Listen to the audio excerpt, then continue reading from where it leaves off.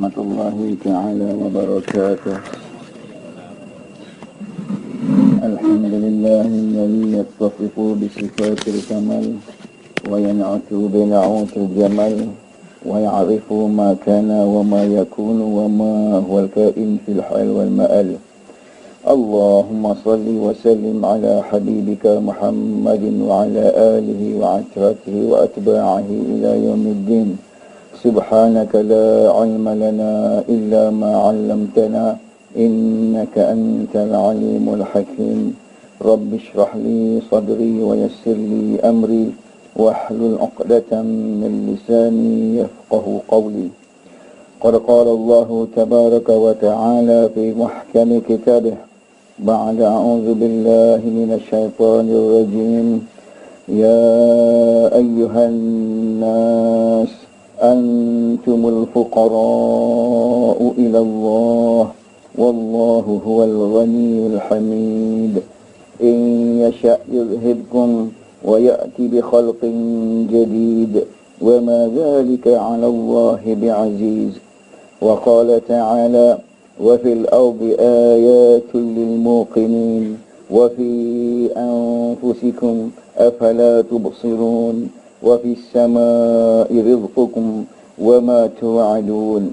وقال تعالى يا أيها الذين آمنوا اتقوا الله ولتنظر نفس ما قدمت لغد واتقوا الله إن الله خبير بما تعملون.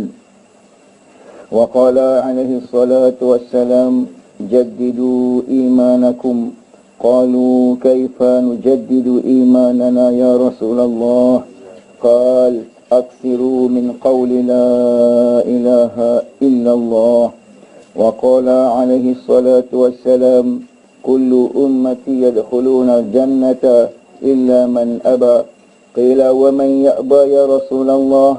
قال من أطاعني دخل الجنة ومن عصاني فقد أبى.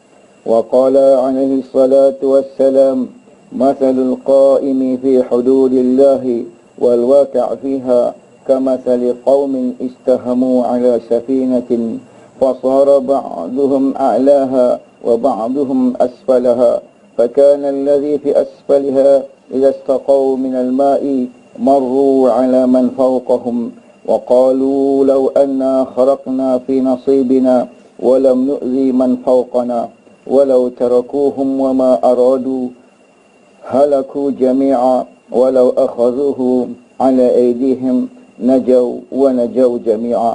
وقال عليه الصلاة والسلام الدنيا 3 أيام يوم مضى لا يبقى عنك شيء ويوم لا تدري هل تدركه ويوم أنت فيه فاغتنم. وقال عليه الصلاة والسلام كن في الدنيا كأنك غريب أو عابر السبيل. وقال عليه الصلاة والسلام الدنيا مال لمن لا مال له ودار لمن لا دار له وعليها يجمع من لا عقل له. وما الدنيا في الآخرة إلا كما يجعل أحدكم إصبعه في اليوم فلينظر بما يرجع. أقبلت الدنيا مدبرة أقبلت الآخرة مقبلة وكل واحدة منهما بنين فكونوا أبناء الآخرة ولا تكونوا أبناء الدنيا. وقال عليه الصلاة والسلام ما أمرت لأن أكون تاجرا ما أمرت أن أجمع مالا أو أكون من التاجرين ولكن أمرت أن أسبح بحمد ربك واعبد ربك حتى يأتيك اليقين. وقال علي بن أبي طالب رضي الله تعالى عنه من أراد عزا بلا عشيرة أو غنى بلا مال أو رفعة بين أخوان وهيبة عند السلطان فليخرج من ظلمة المعصية إلى نور الطاعة. صدق الله العظيم وصدق رسول الله صلى الله عليه وسلم وصدق علي بن أبي طالب رضي الله تعالى عنه. Tuan-tuan yang dimuliakan oleh Allah Subhanahu wa Ta'ala, Allah Ta'ala tidak pernah berbicara dengan kita hamba-Nya yang tidak mampu untuk langsung mendengar bicara darinya. Malah kalau seandainya Allah Ta'ala berfirman dengan hanya satu firman untuk disampaikan mesejnya kepada hamba yang namanya manusia seperti kita ini, maka tidak ada sisa lagi atas dunia ni daripada manusia, melainkan semuanya menjadi abu. Lau anzalna hadzal Qur'ana 'ala jabalin la ra'aitahu khashi'an mutasaddi'a min khasyatillah. Seandainya Al-Quran itu kami turunkan di atas gunung ganang, nescaya gunung ganang itu akan menjadi hancur lebur kerana takut kepada Allah Subhanahu wa taala. Maka di mana kita untuk mampu mendengar firman Allah, sama ada firman-firman yang menceritakan tentang kehebatannya, firman-firman yang menceritakan tentang hukum hakamnya, firman-firman yang menceritakan tentang tegah larangnya, maka tidak akan mampu untuk kita terima secara langsung firman itu daripada Allah Subhanahu wa taala. Maka untuk menyampaikan isyaratnya kepada kita manusia seluruhnya, Allah Subhanahu wa taala dengan rahmat dan kasih sayangnya telah utuskan anbiya alaihi wassalatu wassalam menjadi perantaraan di antara Allah yang maha hebat itu dengan kita yang amat kerdil ini, antara Allah yang maha tinggi itu dengan kita yang sangat hina ini, dengan Allah yang maha agung itu dengan kita yang amat kecil ini.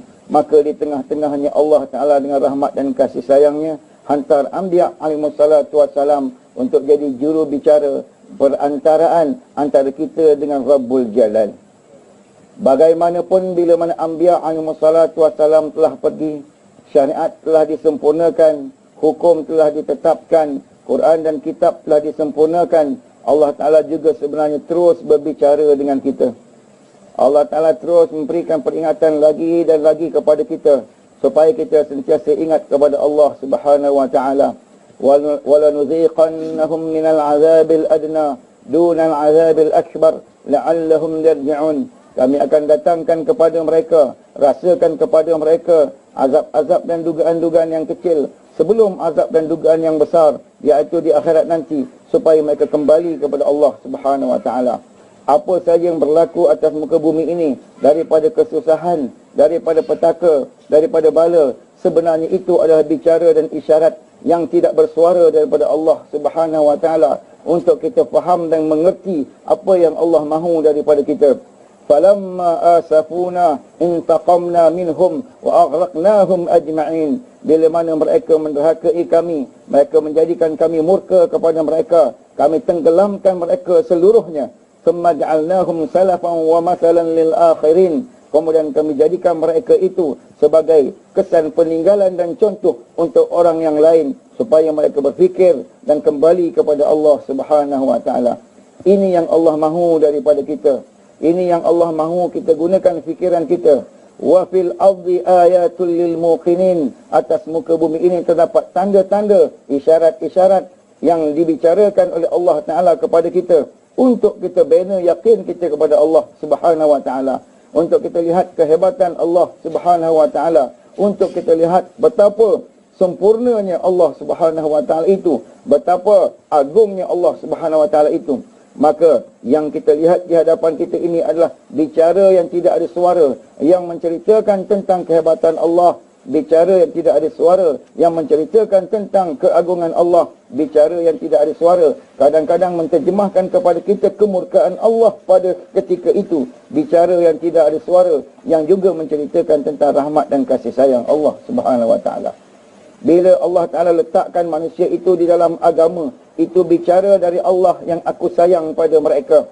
Bila Allah Ta'ala letakkan manusia itu dalam bencana, itu bicara dari Allah yang Allah murka dan beri peringatan pada mereka.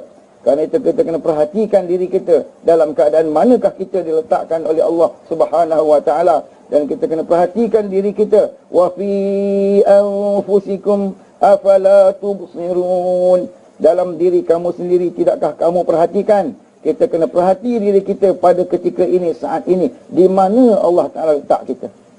Seandainya kita diletakkan oleh Allah Ta'ala dalam agama, innallaha qassama bainakum arzaqakum kama qassama bainakum akhlaqakum wallahu yu'ti dunya liman yuhibbu wa man la yuhib wa innallaha la yu'ti dina illa liman ahab faman a'tahu Allahu dina faqad ahab. Allah Ta'ala agihkan rezeki kamu, mukminan kana atau kafira, sama ada beriman dengan Allah atau kufur dengan Allah, namun setiap orang dapat bahagiannya daripada rezekinya. Tetapi Allah Ta'ala tidak akan bagikan agama melainkan kepada orang yang dikasihinya. Barang siapa yang Allah beri kepadanya agama, maka sesungguhnya Allah sayang padanya. Kalau Allah sayang pada satu-satu kaum itu, Allah akan berikan agama padanya. Kalau Allah Ta'ala mahukan kaum itu selamat dan berjaya, sunnatullah, Allah akan hantarkan anbiya al-musallatu wassalam kepada mereka. Dan kalau Allah Ta'ala mahu kaum itu berjaya dan rahmat dan kasih sayangnya, walaupun anbiya sudah tidak ada, walaupun nabi-nabi telah tidak ada, Allah tetap akan berikan agama kepada mereka. وَمَا كَانَ اللَّهُ لِيُعَذِّبَهُمْ وَأَنْتَ فِيهِمْ وَمَا كَانَ اللَّهُ مُعَذِّبَهُمْ وَهُمْ يَسْتَغْفِرُونَ. Allah Ta'ala tidak akan mengazab kamu sedangkan engkau berada di kalangan mereka. Janji Allah kepada baginda sallallahu alaihi wasallam untuk umat baginda, Allah Ta'ala tidak akan turunkan azabnya selama mana baginda ada di tengah-tengah umatnya. Maka yang dapat janji itu barangkali kita akan kata hanyalah sahabat radhiyallahu ta'ala anhum ajma'in. Kerana apa? Kerana baginda ada bersama mereka.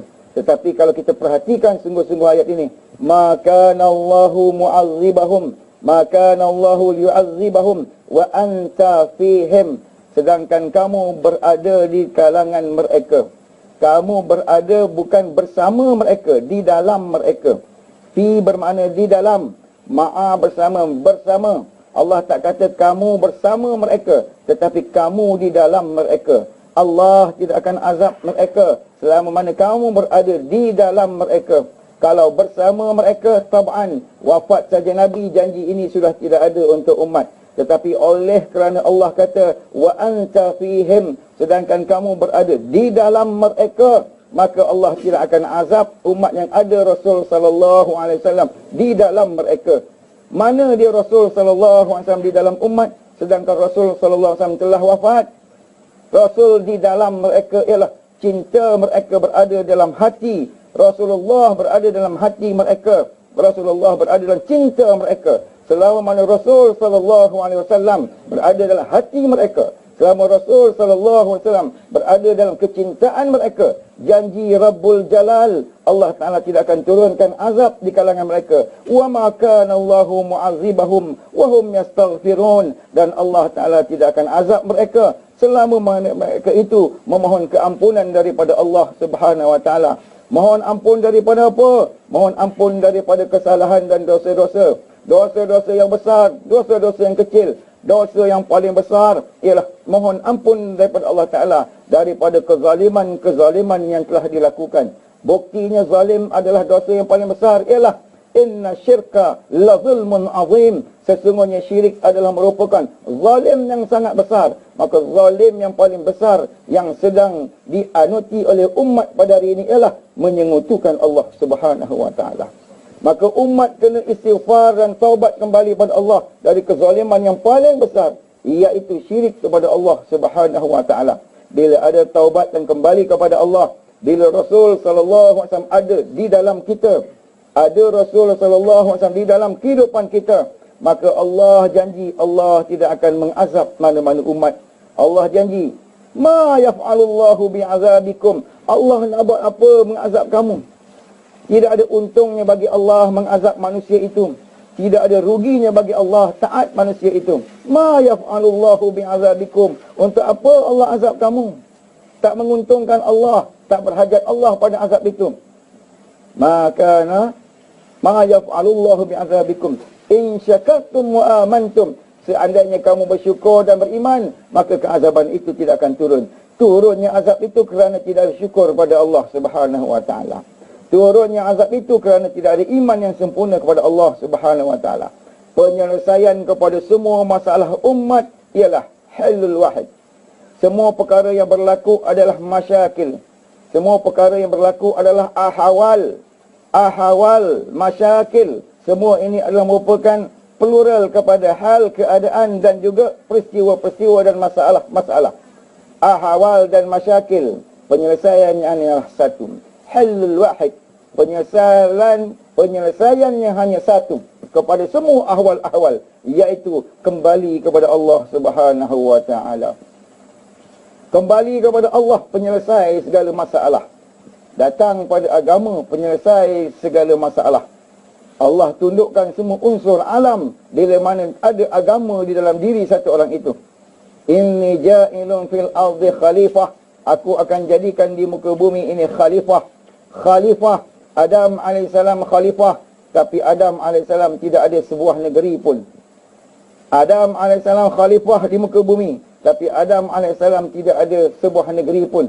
Ibrahim AS khalifah. Tapi Ibrahim AS tak ada sebuah negeri pun. Isa AS khalifah. Tidak ada sebuah negeri pun. Ayub AS khalifah. Tidak ada sebuah negeri pun. Muhammad SAW juga khalifah. Walaupun Allah berikan pusat pemerintahan di Madinah, tetapi saudara-saudara yang terdahulu sehingga Adam AS, kecuali Sulaiman AS, kecuali Yusuf AS, kecuali Daud AS, selain daripada mereka itu tidak punya sebarang kerajaan, tetapi semua mereka khalifah. Kerana hakikat sebenar khalifah ialah mereka yang taat kepada Allah Ta'ala dari hujung kepalanya sehingga ke hujung kakinya 24 jam. Inilah khalifah Allah Ta'ala yang sebenarnya, yang berjaya memerintah dirinya untuk taat kepada Allah Subhanahu Wa Ta'ala, yang berjaya bawa baginda sallallahu alaihi wasallam untuk hadir dalam hati sanubarinya 24 jam dengan melaksanakan perintah Allah Ta'ala ikut cara baginda sallallahu alaihi wasallam. Siapa yang ada unsur dan sifat khalifah ini, Allah akan tundukkan kepadanya keseluruhan unsur-unsur alam yang ada. Allah akan tundukkan baginya api, Allah tundukkan baginya air, Allah tundukkan baginya angin, Allah tundukkan baginya udara. Umar radhiyallahu ta'ala anhu khutbah di atas mimbar hari Jumaat. Pasukan mujahidinnya dihantar sebelah sempadan Rusia, 1,200 batu daripadanya. Ya Sariyah Jabala, Ya Sariyah Jabala. Tak ada satelit, tak ada handphone, tak ada internet, tak ada YouTube, tak ada apa. Tapi suara Umar sampai 1,200 batu di sana. Melalui angin yang Allah tundukkan untuk Umar radhiyallahu ta'ala anhu. Amr bin As radhiyallahu ta'ala anhum bawa 12,000 orang tenteranya sampai ke Parsi. Di sana lautan, di seberang sana istana Raja Parsi. Kami dah tengok dengan mata kepala kami sendiri tempat di mana beliau lalu pada ketika itu 1,400 tahun yang lalu. Di sana lautan dan di seberang sana istana Raja Parsi. Maka dia beritahu kepada tentera-tenteranya, Bismillah wastahimu. Sebutlah nama Allah dan redahlah sungai lautan ini. 12,000 orang, tapak kaki unta pun tidak basah. Allah tundukkan air untuk khalifahnya. Begitu juga di zaman pemerintahan Umar radhiyallahu ta'ala anhu, lava keluar daripada bukit, keluar di luar kota Madinah. 7 hasta tingginya, 400 hasta lebarnya. Bergerak laju menuju Madinah sehingga sampai ke satu tempat yang bernama Harrah. Kalau tuan-tuan pergi Madinah ikut jalan highway baru, tuan-tuan akan nampak kawasan batu-batu hitam terbakar. Itulah tempatnya yang lava itu sampai bersama gulungan api menuju ke kota Madinah. Semua orang berada dalam ketakutan, berhimpun dalam Masjid Nabawi. Umar radhiyallahu ta'ala kata, wahai Tamim Dari, pergi kamu halau api itu kembali ke lubangnya. Aku, kata Tamim Dari, ya engkau. Aku ya Amirul Mukminin, ya engkau. Bawa kain sehelai. Wahai api, engkau hamba Allah, aku pun hamba Allah. Ini perintah daripada Amirul Mukminin. Kembali kamu ke lubang kamu. Dengan kain sehelai, semuanya kembali masuk ke lubangnya dan tak keluar sehingga ke hari ini.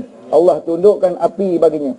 Sungai Nil tidak mengalir. Airnya kering, tidak mahu mengalir. Umar radhiyallahu ta'ala hanya tulis satu surat kecil. Jika sekiranya engkau mengalir dengan kehendakmu, suka hati kamu. Tapi jika engkau mengalir dengan kehendak Allah, mengalirlah engkau.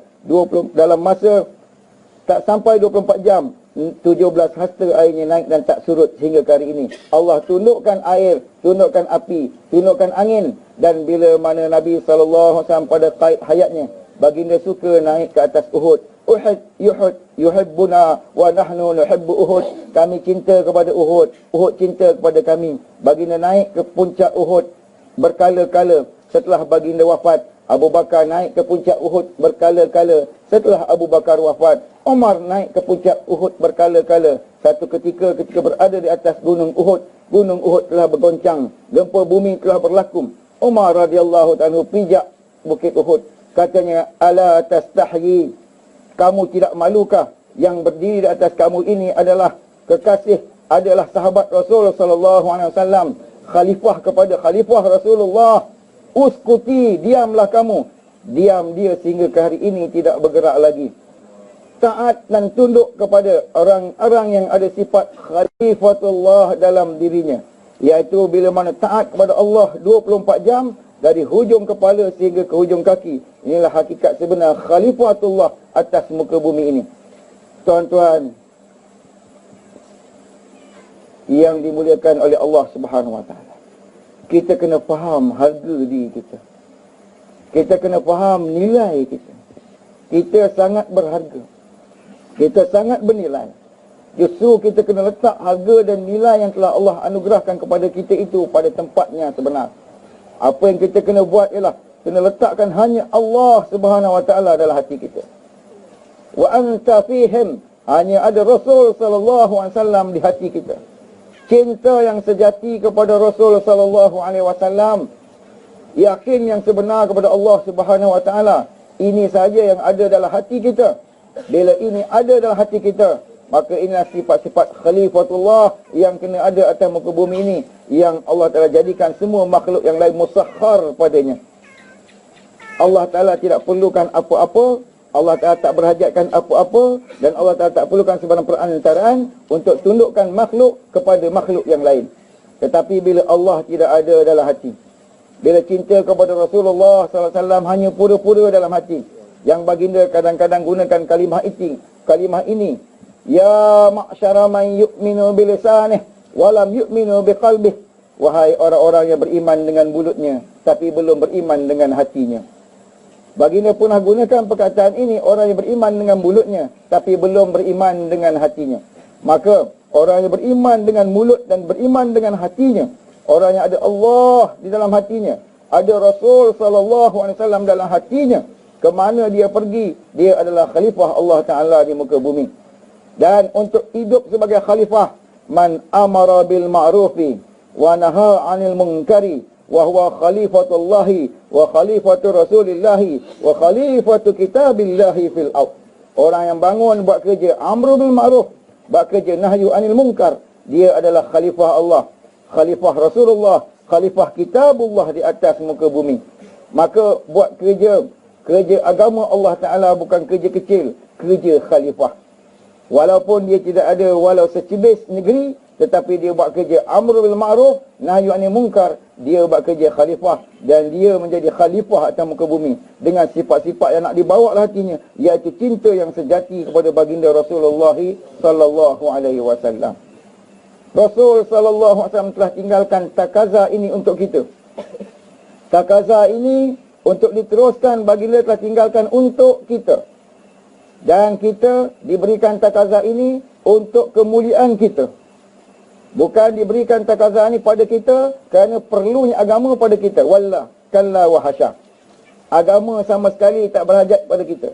Tetapi takaza ini diberikan pada kita kenapa? Semata-mata untuk muliakan kita. Kalau kita ambil sambut takaza ini, kita ambil jalan kemuliaan. Kita ambil takaza ini, masukkan diri kita dalam takaza ini, kita masukkan diri kita dalam kemuliaan. Kita berpaling daripada takaza yang telah dibentangkan pada kita ini, yang telah diwariskan oleh Nabi SAW, kita merugikan diri, bukan agama yang rugi. In yasha yuzhibkum wa ya'ti bi khalqin jadid. Kalau Allah mahu, Allah hapuskan kamu semua, Allah bawa kaum yang baru, Allah bawa umat yang baru. Wa ma dzalika 'ala Allahi bi'aziz. Yang demikian itu bukan sukar bagi Allah Ta'ala. Untuk Allah tukar, dahulunya Allah jadikan penghuni bumi ini, penduduknya, daripada kalangan his. Allah hapuskan his. Allah datangkan makhluk yang kemudian lepas padanya hin. Allah hapuskan hin. Allah datangkan umat yang kemudian daripadanya menguasai bumi. Allah ganti dengan jin. Kemudian Allah gantikan jin itu pula, Allah letak ins. Kita ini ins. Dan Allah juga berkuasa.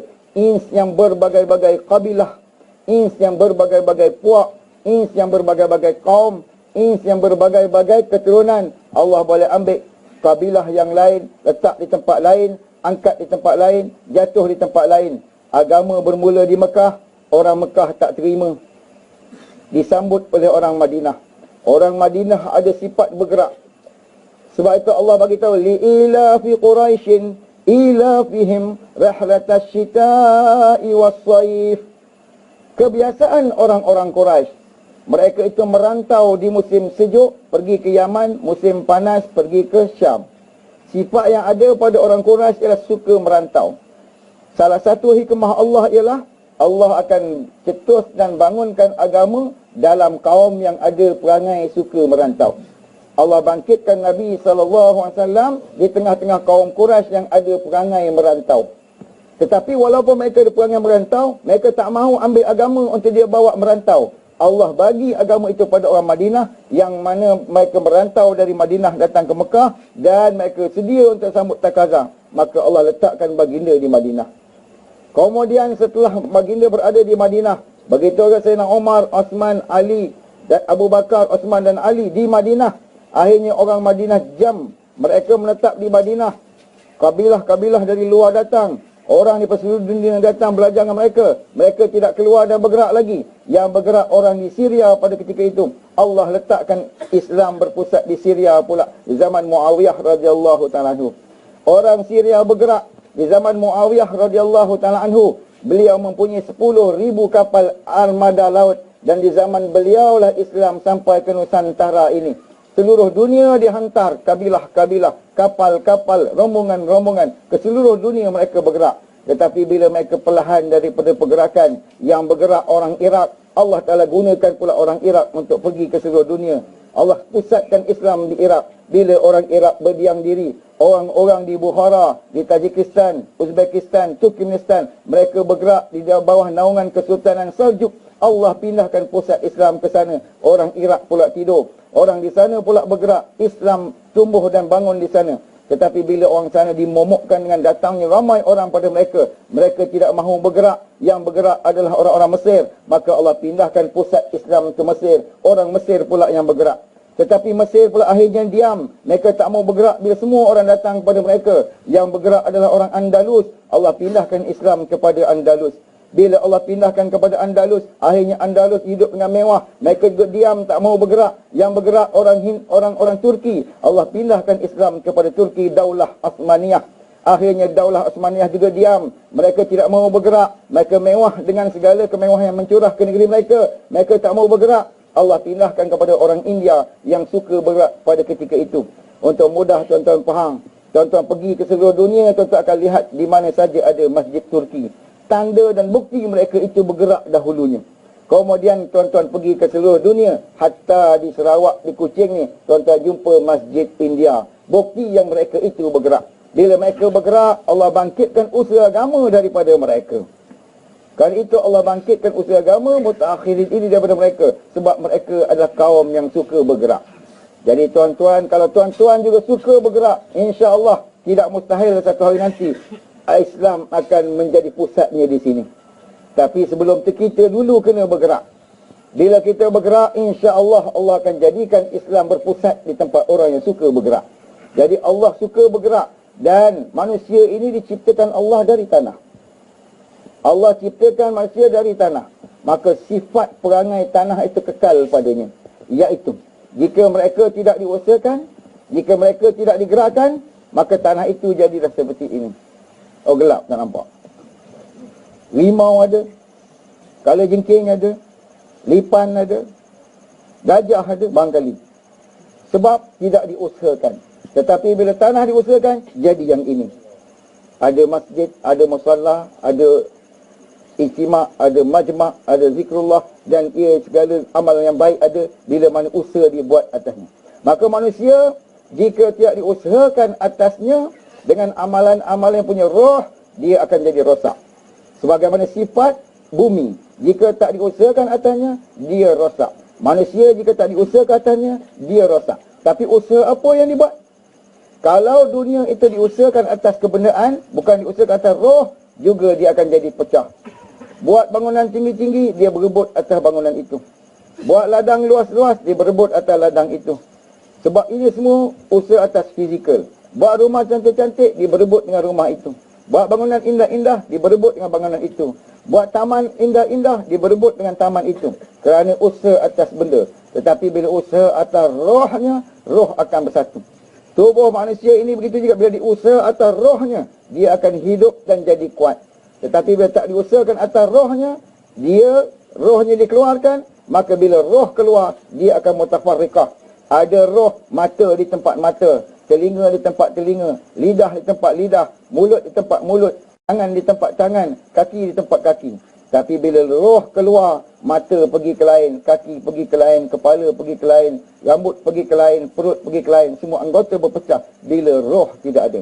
Maka untuk satukan manusia yang berasal dari tanah, perlukan pada harakah dan usaha, maka perlu usaha atas rohnya. Roh bagi manusia itu adalah agama. Bila agama ada dalam manusia, manusia akan bersatu. Bila agama ada dalam manusia, manusia akan jadi ada roh dan manusia akan jadi kuat. Maka kita kena usaha atas roh. Yas'alunaka 'anil ruh, qulir ruhu min amri rabbi. Maka roh itu duduk dalam perintah. Usaha atas roh adalah usaha atas perintah Allah Subhanahu wa taala. Jadi perintah Allah Taala duduknya di dalam agama. Kepentingan kita kepada agama adalah kepentingan kita kepada sebagaimana jasad dengan air. Wa ja'alna minal ma'i kulla syai'in hayyin. Kami jadikan semua benda yang hidup dengan air. Kami jadikan semua benda yang hidup daripada air. Setiap yang hidup perlukan air. Dan Nabi SAW beritahu, masalu ma ba'asani Allahu minal ilmi wal huda kama sali rihin kama sali ghaisin. Umpama perutusan aku ini yang Allah buat dengan petunjuk hidayat dan ilmu, dengan perumpamaan yang ada seperti hujan yang lebat. Maka amalan dan agama yang baginda bawa adalah air. Dan kita adalah manusia yang hidup perlukan air. Keperluan kita kepada agama adalah keperluan kita pada air. Sebagaimana jasad tidak boleh hidup tanpa air, jasad tidak boleh bertahan tanpa air, begitulah roh tak boleh hidup tanpa agama, roh tak boleh hidup tanpa siraman daripada ajaran baginda sallallahu alaihi wasallam. Ini yang kita nak kena usaha dalam kehidupan kita setiap hari. Ini yang kita nak berusaha supaya wujud dan ada dalam diri kita. Nak adakan Rasul sallallahu alaihi wasallam dalam diri kita. Nak dapatkan cinta yang sejati kepada Rasul sallallahu alaihi wasallam dalam diri kita. Bilakah cinta kita ini kepada Rasulullah terjawab? Bilakah cinta kita kepada Rasulullah SAW terbukti? Bila kita bahagiakan baginda sallallahu alaihi wasallam. Sidqul mahabbati fi salasati khisalin. Cinta sejati itu terbukti di dalam 3 perkara. Kalau 3 perkara ini ada pada kita, benarlah dakwaan kita cinta pada Rasul sallallahu alaihi wasallam. Kalau 3 perkara ini tidak ada pada diri kita, kita masih lagi pura-pura dalam cinta itu. Cinta yang sejati kepada Rasulullah itu dalam 3 perkara. Pertama katanya, an yakhtara majlisa habibihi ala majlisi ghairih. Dia akan memilih majlis kekasihnya atas majlis yang lain. Ada takaza agama, ada jemaah datang, ada bayan hidayat, ada bayan tangguh, ada bayan, ada tazkirah, ada ta'lim, ada zikir, ada gas. Semua itu majlis Nabi SAW. Dalam masa yang sama ada majlis-majlis yang lain. Dia akan pilih majlis Nabi SAW. Dia tidak akan create sebarang alasan untuk tinggalkan majlis itu sebab cintanya kepada Rasul SAW. Dia akan pilih majlis Rasul SAW. Wa an yakhtara qawla habibihi ala qawli ghairih. Dia akan pilih perkataan kekasihnya atas perkataan orang lain. Apa ajaran baginda SAW? Apa sunnah baginda SAW? Apa yang baginda SAW sebut dan cakap? Itulah dia cakap, itulah dia buat, itulah dia amal. Walaupun perkara tersebut berlawanan dengan perkara yang ada di hadapan dia, berlawanan dengan kehendak semua orang yang ada di hadapan dia. Kerana cintanya kepada Rasul SAW yang sejati. Wa an yakhtara ridha habibi ala ridha ghairih. Dia akan pilih keredaan kekasihnya atas keredaan yang lain. Apa yang baginda redha, itulah yang dia pilih. Apa yang baginda tidak redha, itulah yang dia tinggalkan. Apa yang baginda redha hari ini? Ta'arat alayya a'malu ummati fi kulli Isnin wal Khamis. Amalan umatku dibentangkan di hadapanku setiap hari Isnin dan Khamis. Baginda akan tengok amalan kita setiap hari Isnin dan Khamis dipertontonkan di hadapan baginda oleh Allah Subhanahu wa taala. Kalau kita buat gas hari Isnin, gaslah yang baginda tengok kita sedang lakukannya. Kalau kita sedang buat gas kat pasar malam hari Isnin, gas kat pasar malam lah yang baginda tengok kita pada hari itu. Kalau kita buat amalan yang baginda suka, gembiralah baginda melihat kita. Kalau kita buat amalan yang baginda tidak suka, akan sedihlah baginda melihat kita. Kita nak baginda sedih atau gembira melihat kita, tuan-tuan? Kalau seandainya ditakdirkan hari ini adalah hari Ahad. Hari ini hari Ahad. Besok hari Isnin, rakaman antara Jumaat, Sabtu dan Ahad akan ditunjukkan di depan baginda sallallahu alaihi wasallam. Mudah-mudahan hari Isnin nanti baginda tengok muka kita semua sedang muzakarah usaha baginda di sini. Gembiralah baginda. Tetapi seramai ini yang sedang muzakarahkan usaha baginda di sini, berapa ramai lagi di luar yang sedang buat majlis yang lain yang menduka citakan baginda sallallahu alaihi wasallam. Baginda akan sedih. Kesedihan baginda tidak berakhir dengan kewafatannya. Kerana baginda terus hidup di alam barzahnya. Dan baginda terus melihat dan menatap kejadian yang berlaku pada umat ini yang dirakamkan kepada baginda oleh Allah SWT. Baginda akan gembira dengan apa yang mengembirakannya di kait hayatnya. Bersedih dengan apa yang menyedihkannya di kait hayatnya. Gembirakanlah baginda kalau melihat umatnya pada ketika ini berada dalam keadaan jauh daripada agama Allah Ta'ala. Bergembirakanlah baginda kalau lihat dalam keadaan umatnya dalam keadaan ghaflah dan leka tidak ingat kepada Allah Ta'ala. Jadi kita, kalaupun tidak dapat nak mengembirakan baginda, setidak-tidaknya jangan kita jadi orang yang menambahkan kesedihan baginda sallallahu alaihi wasallam. Kalau kita tak dapat bahagiakan baginda, setidak-tidaknya kita tidak menjadi umat yang menyusahkan perasaan baginda sallallahu alaihi wasallam. Wa 'ala ar-ra'si wal 'ain nurun wal 'ainun nurun 'ala nur. Kalau kita dapat jadi orang yang sentiasa mengembirakan baginda sallallahu alaihi wasallam. Gembiranya baginda bila kita buat perkara yang baginda redha. Apa yang baginda redha, apa yang baginda suka adalah bila mana satu orang itu bawa kehidupan baginda dalam dirinya. Sediakan orang lain kepada kehidupan baginda sallallahu alaihi wasallam. Dia sendiri 100% mati-matian usaha untuk amalkan kehidupan baginda sallallahu alaihi wasallam.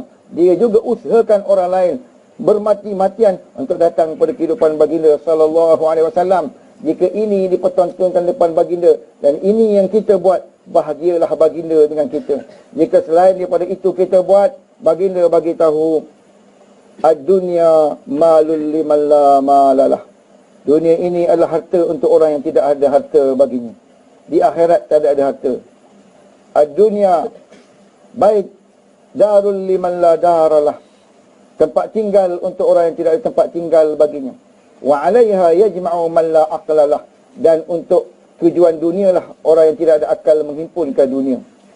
Orang yang menghimpunkan dunia untuk tujuan dunia, orang yang tidak ada akal, kata Nabi sallallahu alaihi wasallam. Wa mad dunya fil akhirati illa kama yaj'alu ahadum isba'ahu fil yam. Tidak adalah perbandingan dunia itu dengan akhirat, melainkan seolah-olah seperti seorang kamu meletakkan jarinya ke dalam lautan yang luas. Fal yamtuk bima yadya. Lihatlah sebanyak mana kembali di tangannya. Itulah perbandingan dunia yang ada di jarinya. Yang lain itu adalah akhirat. Aqbalatid dunya mudbiratun. Dunia ini datang tetapi semakin jauh. Aqbalatil akhiratu muqbilatun.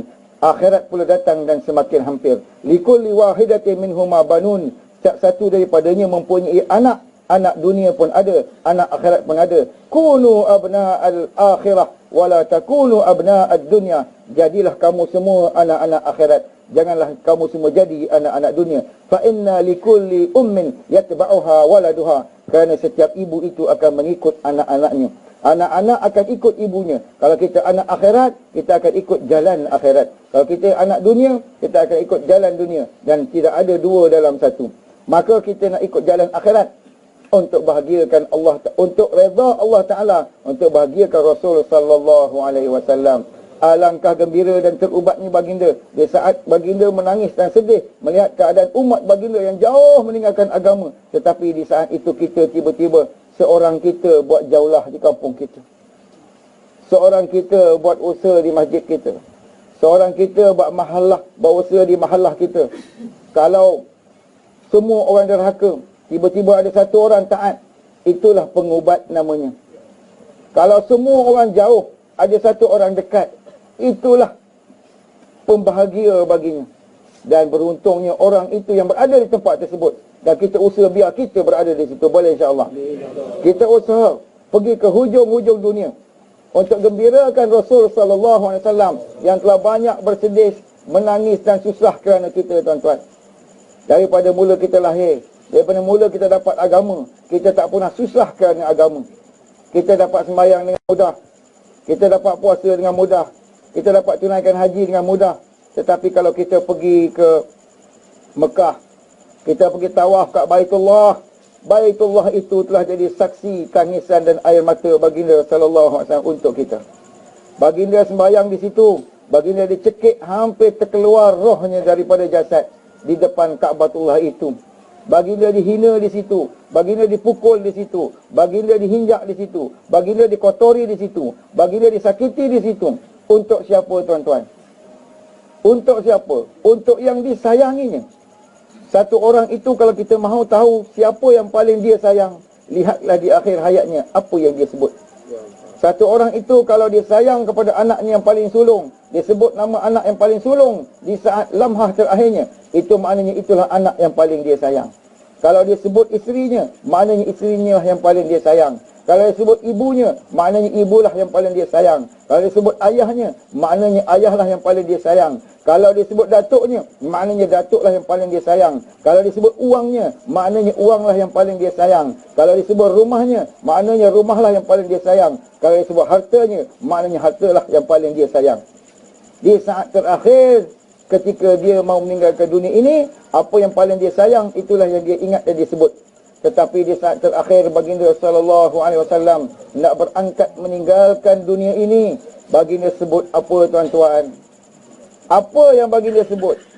Ummati, ummati. Baginda tak sebut Fatimah, Fatimah. Walhal Fatimah lah anak yang paling dikasihi oleh baginda sallallahu alaihi wasallam. Ma qafila Rasul sallallahu alaihi wasallam Madinata illa asra'a ila baiti Fatimata wa qabbalaha wa dhammaha.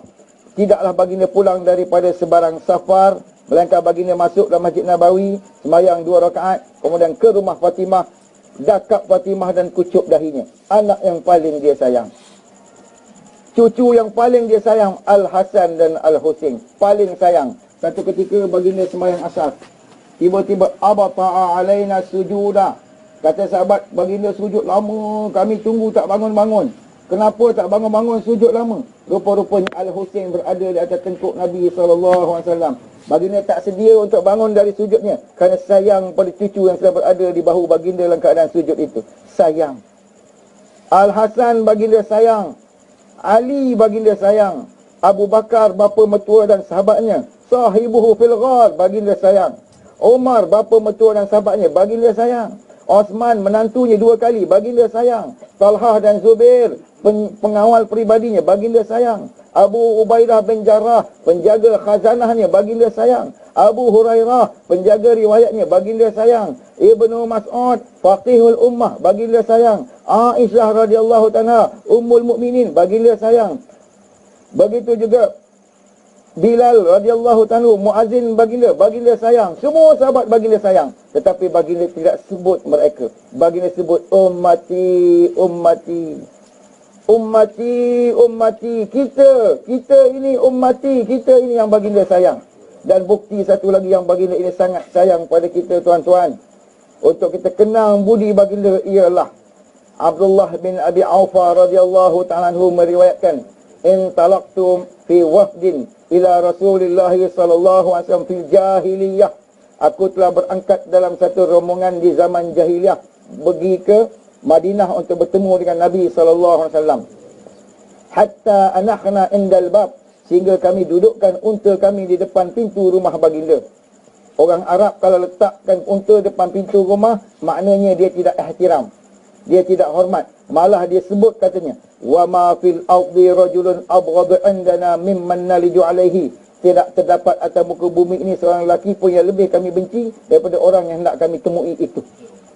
Hatta jalasna indahu, bila mana kami duduk dekat Nabi sallallahu alaihi wasallam, kami berbicara dengan baginda, Allah campakkan hidayatlah hati kami. Wa ma kharajna illa wa fil ardi rajulun ma min rajulin ahabbu indana mimman kharajna anhu. Hinggalah bila mana kami keluar daripadanya, tidak ada lagi atas muka bumi ini manusia yang lebih kami cinta dan kasih selain daripada orang yang baru kami sebentar tinggalkannya.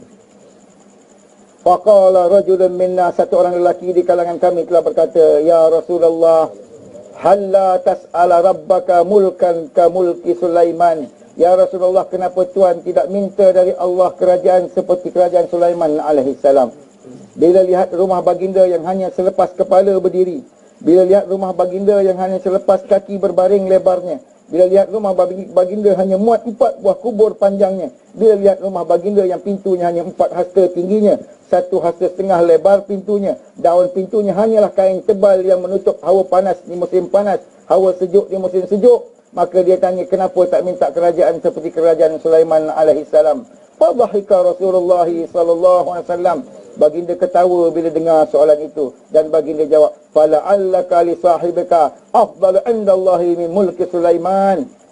Barangkali sahabat kamu ini lebih mulia, lebih istimewa dari seluruh kerajaan Sulaiman alaihissalam. Untuk apa lagi minta seperti kerajaan Sulaiman? Kerajaan Sulaiman alaihissalam ada akhirnya, tetapi zat dan tubuh itu tidak ada akhirnya sampai bila-bila. Lebih afdal. Dan dia bagi tahu lagi, kalau aku mahu macam Sulaiman alaihissalam itu pun aku boleh dapat. Wallazi nafsi biyadih ma ba'athallahu nabiyyan illa a'tahu da'watan. Demi dia yang jiwaku di dalam kekuasaannya, Allah tidak pernah mengutuskan mana-mana nabi, melainkan Allah berikan kepadanya doa yang paling mustajab. Faminhum man da'a biha lid-dunya fa'u'tiha iyyaha. Ada di kalangan Nabi itu minta dengan doa tersebut akan dunia, mereka memperolehi dunia itu. Sebab itu Sulaiman AS dapat kerajaan yang tidak dapat ditandingi sebelum, sedang dan selepasnya. Dengan doa mustajab itu beliau minta. Begitu juga Daud AS dapat kerajaan yang tidak ditolak bandingnya dengan doa mustajab itu. Faminhum man da'a ala qaumihi asahu. Ada di kalangan Nabi-Nabi itu mendoakan kehancuran dan kebinasaan kepada kaumnya bila mana kaum itu menderhakainya. Nuh AS doa dengan doa mustajab ini kepada kaumnya. Kaumnya ditenggelamkan oleh Allah SWT. Lut AS doakan dengan doa ini. Kaumnya ditelangkupkan di dalam bumi oleh Allah SWT. Hud AS doakan dengan doa ini. Kaumnya dihancurkan oleh Allah SWT. Saleh AS doakan dengan doa ini, maka Allah Ta'ala hancurkan juga kaumnya. Begitu juga Nabi Musa AS doa dengan doa ini. Fir'aun ditenggelamkan dalam Laut Merah oleh Allah Ta'ala dengan doa ini. Isa AS, Ibrahim AS, semuanya gunakan doa ini. Tetapi kata Nabi SAW, wa inni, aku juga ada doa itu. Doa mustajab yang istimewa itu aku juga ada. Kalau aku minta kerajaan seperti Sulaiman AS, aku akan memperolehinya. Kalau aku minta dengan Allah seluruh bukit-bukit di sekeliling Madinah ni jadi emas, semuanya akan jadi emas. Kalau aku minta dari Allah seluruh Saudi, seluruh bumi Hijaz yang kontang itu menjadi sungai dan kebun-kebun hijau yang subur, saya mengalir sungai dan kebun hijau yang subur akan tumbuh di sana. Tetapi kata Nabi SAW, inni ikhtaba'tuha anda rabbi syafa'atan li ummati yawmal qiyamah. Tetapi aku simpan doa istimewa itu, aku simpan doa mustajab itu sebagai syafaat untuk umat-umatku di hari kiamat nanti. Baginda tak gunakan doa itu ngapa? Kerana sayang pada kita. Satu ketika baginda kucuk mulut Al-Husin radhiyallahu ta'ala anhu. Ketika Husin masih Al-Hasan radhiyallahu ta'ala ketika kecil, baginda kucuk mulut Al-Hasan radhiyallahu ta'ala anhu. Kemudian baginda kata, inna bni haza sayusam, cucu aku ini nanti akan diracun. Baginda kucuk leher Al-Husin radhiyallahu ta'ala anhu, dan baginda kata, inna bni haza sayuqtal, cucu aku ini pula nanti akan dipancung. Baginda bagi tahu pada Osman, ya Osman, innahum nazi'una libasaka fala tanza'. Wahai Osman, mereka nanti mahu melocotkan bajumu, tapi jangan kamu buka bajumu itu. Mereka mahu rampas daripada kamu, jangan berikan kekuasaan itu pada mereka. Baginda bagi tahu satu-satu. Tapi baginda tak doa pada Allah, ya Allah, jangan matikan Al-Hasan dengan diracun, jangan matikan Al-Husin dengan dipancung. Kalau baginda mintalah dengan doa itu, nescaya Al-Hasan tidak diracun, Al-Husin tidak dipancung, Ali tidak dibunuh, Omar tidak ditikam, Osman tidak dilembing. Nescaya tidak berlaku semua ini. Tetapi baginda sudah diberitahu perkara tersebut, tidak minta daripada Allah Ta'ala. Kenapa? Kerana doa istimewa itu baginda simpan untuk kita. Sebab baginda sayang dengan kita. Baginda kasihan dengan kita. Baginda kasihan dengan kita. Baginda sayang yang amat sayang pada kita. Baginda simpan ikhtaba'tu anda rabbi syafa'atan li ummati yaumal qiyamah. Ni budi yang telah dibuat oleh baginda sallallahu alaihi wasallam, tidak ada penghujungnya untuk kita. Maka patutkah kalau kita jadi umat yang tidak membahagiakan Nabi sallallahu alaihi wasallam? Patutkah kalau kita jadi umat yang tidak bahagiakan Nabi sallallahu alaihi wasallam? Dan lebih tidak patut lagi kalau kita jadi umat yang menyakiti baginda sallallahu alaihi wasallam. Untuk itu kita kena bangun sambut takaza agama untuk mengubati penderitaan yang telah cukup panjang dan lama yang telah ditanggung oleh baginda sallallahu alaihi wasallam untuk umat ini. Siapa nak bangun untuk mengubati baginda sallallahu alaihi wasallam? Penderitaan yang begitu panjang, satu maraton penderitaan yang begitu panjang, ianya tidak berhenti dan habis dengan wafatnya baginda sallallahu alaihi wasallam, namun terus dipersaksikan oleh baginda sehinggalah hari kiamat. Dan bila kiamat pun baginda belum lagi dapat rehat. Bila mana masuk ahli neraka ke dalam neraka, ahli syurga ke dalam syurga, Allah Ta'ala telah panggil maut, diletakkan maut antara syurga dan neraka. Yu'ta bil mauti kakabsin amlah.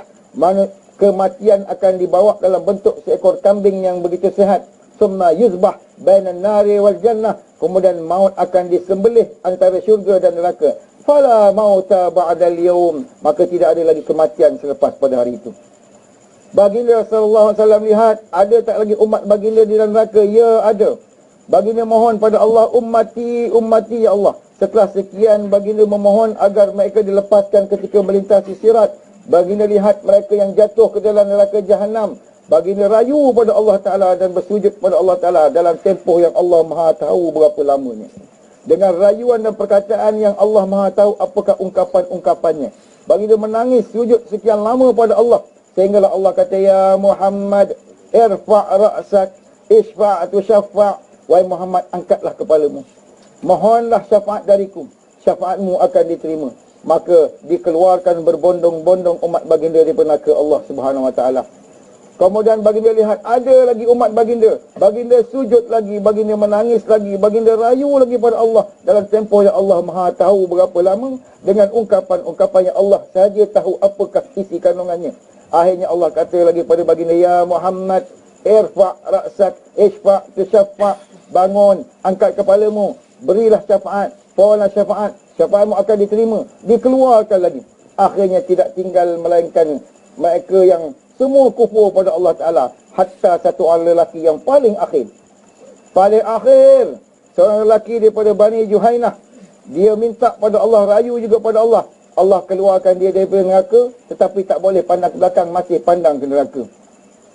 Dia minta, ya Allah, katanya, bagilah peluang pada aku. Allah tanya pada dia, kalau aku keluarkan pada kamu daripada api neraka ni, kamu janji tak minta yang lain? Aku janji, ya Allah, tak akan minta yang lain. Keluar je aku neraka cukup. Bila dah dikeluarkan pada neraka, dia berdiri depan neraka, dia pandang pada neraka, dia kata, ya Allah, walaupun aku dah keluar daripada neraka ni, tetapi bahang dan asapnya masih membakar muka aku. Dengan rahmat dan kasih sayangmu, ya Allah, aku pohon daripadamu, ya Allah, dan aku janji tak akan minta yang lain selain daripada ni. Engkau palingkanlah muka aku tengok ke depan. Maka Allah kata kepada dia, kamu tak minta yang lain? Tidak. Allah palingkan dia. Bila paling, dia nampak syurga jauh di depan sana. Dia kata, ya Allah, janganlah jadikan aku orang paling rugi hari ini, ya Allah. Aku tak akan minta yang lain, ya Allah. Engkau bagilah aku dekat sikit je, ya Allah. Allah kata, kamu tak minta yang lain? Tidak, ya Allah, demi kebesaranmu. Allah bagi dia dekat dengan syurga. Bila dekat dengan syurga, dia tengok gerbang syurga, dia dapat bau syurga. Dia kata, ya Allah, janganlah jadikan aku yang paling rugi pada hari ini. Dah tengok syurga, dah dapat bau syurga, tapi tak dapat masuk syurga. Kau bagilah aku masuk juga, ya Allah. Allah tanya lagi dia, adakah kamu tak akan minta yang lain? Tidak, ya Allah. Dengan kasih sayang Allah tanya pada dia. Allah kata, tak apa, masuklah kamu. Dia pun masuk. Bila masuk berdiri dalam syurga, dia kata, Masya Allah, semua orang ada syurga belaka. Semua orang dapat syurga belaka. Semua syurga dah ada tuan belaka. Tapi ya Allah, bagilah juga saya bahagian, ya Allah. Minta juga lagi dengan Allah Ta'ala. Maka Allah Ta'ala kata, ambillah. Dia tanya, nak ambil yang mana, ya Allah? Semua dah ada tuan. Allah Ta'ala kata, kau bayangkanlah dalam kepala kamu. Itulah bahagian kamu. Apa yang pernah dia tengok ialah dunia. Sebab dia pernah duduk atas dunia. Dia pun bayang-bayang, ya Allah, saya nak sebesar dunia. Sebesar dunia. Baiklah, kata Allah, untukmu 10 kali dunia. Inilah orang yang paling akhir masuk surga 10 kali dunia. Maknanya tuan-tuan, untuk menyempurnakan hawa nafsu, untuk menyempurnakan keinginan, hanya akan sempurna kalau setiap orang daripada kita ada 10 kali dunia. Selama mana dunia ni kita kongsi dengan orang lain, selama itu tak cukup untuk kita. Dunia ni hanya cukup kalau 10 butir dunia milik kita seorang. Sebab itu Allah buat syurga paling kecil 10 kali dunia. Kerana itu je saiz yang boleh mencukupkan keinginan dan hawa nafsu. Tempat kita nak sempurnakan keinginan dan hawa nafsu kita ialah di akhirat, bukan di dunia. Dunia ni tempat kita mengisikannya dengan perjuangan dan pengorbanan untuk membuat bekalan yang sempurna, guna bawa jumpa dengan Allah Subhanahu Wa Taala, untuk kita tingkatkan makrifah kita kepada Allah Subhanahu Wa Taala, dan untuk kita buat usaha dan pengorbanan bagi menegakkan agama Allah Taala. Allah beri kepada kita kesempatan yang amat sedikit. Untuk umat Nuh alaihi salam, Allah bagi pada mereka 1000 tahun untuk usaha mengenali Allah Taala, untuk usaha sempurnakan bekalan buat jumpa Allah, untuk usaha tegakkan agama Allah atas muka bumi. Allah beri 1000 tahun. 1000 tahun itu ka'alfi sanatin mimma ta'udun, perbandingan dengan kehidupan akhirat hanyalah sehari. Untuk dapat ni semua Allah bagi pada umat Nuh AS sehari. Untuk umat Musa AS Allah beri kepada mereka 500 tahun, setengah hari untuk dapat perkara ni. Tapi untuk umat baginda sallallahu alaihi wasallam, Allah beri kepada kita 2 minit setengah sahaja. 2 minit setengah untuk usaha dapat makrifat pada Allah. 2 minit setengah untuk usaha menyempurnakan bekalan buat jumpa Allah. 2 minit setengah untuk usaha tegakkan agama Allah. Dan sekarang dah habis 2 minit setengah, kita hanya ada